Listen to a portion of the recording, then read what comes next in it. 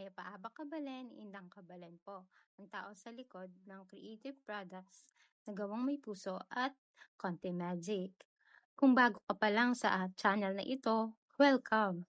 Dito nagbabahagi tayo ng totoong business experiences, marketing tips, branding ideas, at mga lessons na natutunan ko sa aking printing business journey. Take what resonates, learn from my experiences, and leave what doesn't work for you. Ang pag-uusapan natin today ay bakit hindi pa lumalaki ang negosyo mo. Kuminsan mo na rin naitanong yan sa sarili mo. Hindi ka nag-iisa.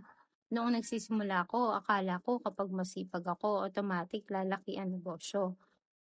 Post dito, post doon, print dito, print doon. Accept ng orders, bili ng supplies. Busy ako araw-araw. Pero dumating ako sa punto na napatanong ako, bakit parang hindi pa rin lumalaki ang negosyo ko? At doon ko na-realize na minsan hindi kulang ang sipag.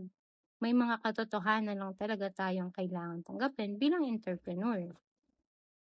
Hard truth number 1. Hindi sapat ang sipag kung walang direksyon. Pwede kang maging pinakamasipag na tao, pero wala kang target market.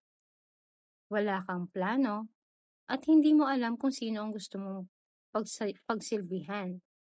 Mapapagod ka lang. Busy doesn't always mean productive. Hard truth number 2. Hindi ka pwedeng puro produkto lang. Noon, focus na focus ako sa paggawa, pero wala akong masyadong oras sa marketing. At doon ko na-realize, kung walang nakakakita sa negosyo mo, paano ka nila bibilhan? Hindi sapat ang maganda ang gawa. Kailangan alam ng tao na nandyan ka. Hard truth number 3. Hindi mo pwedeng ikumpara ang chapter 1 mo sa chapter 10 ng iba.